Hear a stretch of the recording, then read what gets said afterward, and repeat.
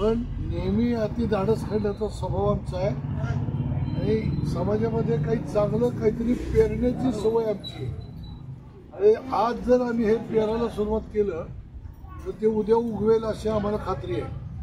आणि मी बोलतो, मला 10-20 वर्षानंतरचं दिसतं एक ना एक दिवस या प्रकाराकडंच कार्यकर्ता आणि उमेदवार याचं नातं जर घट्ट ठेवायचं असेल तर सगळ्या कार्यकर्त्यांना अशा पद्धतीनंच उमेदवाराला झेलावं लागणार.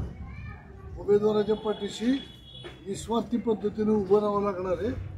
त्यासाठीचं म्हणून जो काही विचाराची बैठक जी लागते, विचाराची बैठक निर्माण करण्याची गरज आहे.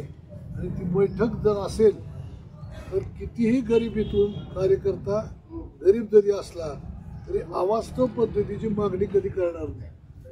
जेवायला काय कार्यकर्त्याला मिळत नाही का, तो तर उत्तम पद्धतीचं जेवण करतो. किती सामान्य गोरगरीब करतो.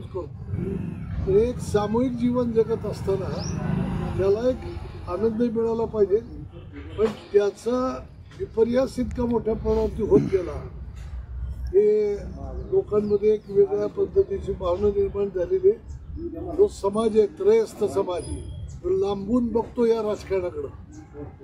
तर त्या समाजाला सुद्धा या राजकारणाकडं बघण्याची जो त्याच्या अँगल आहे तो बदलायचा जर असेल, ते निस्वार्थी कार्यकर्त्याची फळी ही निर्माण करावी लागेल. त्यासाठी मी मध्यंतरी कार्यकर्त्यांना म्हणलं, तुम्हाला भूक लागली वेळ बघता खा, वडापाव खा, आवाज तो काहीतरी मटणाचं जेवण पाहिजे घेऊ. जेवण तर काय देऊच की, निवडणूक झाल्यावरती रोज म्हणलं तर पाहिजे ती जेवण देऊ, जेवणाचा विषय नाही. पण उमेदवाराला या ठिकाणी अडचणी निर्माण करणं, उमेदवाराला या ठिकाणी त्रासदायक काही गोष्टी करणं, हे कार्यकर्ते आणि नेता उमेदवार यांच्या संबंधावरती परिणाम करणार असतो. हे असे चुकीचे वाईट परिणाम होऊ नयेत अशा पद्धतीचा एक प्रयत्नाचा भाग म्हणून मी कार्यकर्त्यांना या ठिकाणी हे दिलं. आज इथं प्रभाग क्रमांक 3 उमेदवार गणेश राऊत आणि सौ पुष्पाताई शिंदे यांच्या आणि माझ्या प्रचारासाठी आम्ही इथं फिरत असताना दुपारच्या वेळेला झाडाखाली बसून या ठिकाणी हा वेळ बघता नसता सगळे कार्यकर्ते करतायत, वेगवेगळ्या प्रकारचा आनंद घेत आहेत.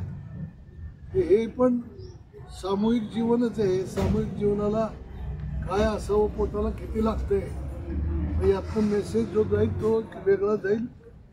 या पद्धतीचा संस्कार कार्यकर्त्यावरती घडवण्याकरता प्रयत्न तरी कुणी केला पाहिजे. त्याचा प्रयत्न हे रत्न मोठं आहे. प्रयत्न हे रत्न सर्वापेक्षा श्रेष्ठ आहे.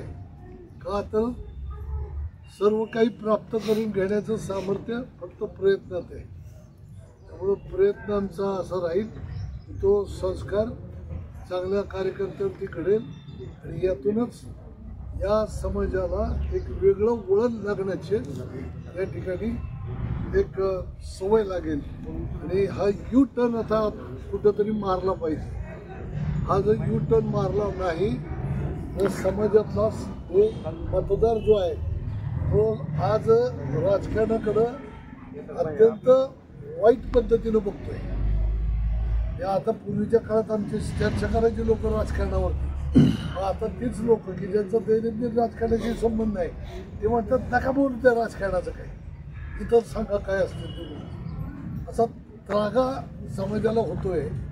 तर त्या समाजाला एक वेगळ्या पद्धतीचा खात्री देण्यासाठी या राजकारणातलं जे काही वाईट रूढी परंपरा आहेत त्या बाजूला सारून जे खऱ्या अर्थानं लोकशाही जिवंत ठेवण्यासाठी कार्यकर्ता, संघटन आणि निस्वार्थ बुद्धीनं काम करणारा, वैचारिक लेवलची काम करणारा कार्यकर्ता, अशा पद्धतीचा कार्यकर्ता घडवणं हे निवडणुकीच्याच प्रोग्राममध्ये शक्य असतं, इतर वेळेला नसतं. त्यामुळं निवडणुकीमध्ये आम्ही हा प्रयोग करतोय. बघूयात किती त्याच्यात यश येत आहे. आम्हाला कल्पना आहे की इकडं सगळं काय असतं ते तुम्हीच सांगितलं. पण माझ्या इथला कार्यकर्ता भेळ भत्ता खाऊन सुद्धा माझं काम करू शकतो हे मला सगळ्या समाजाला दाखवायचं. यात तुम्ही पण भेळ भत्ता थोडं.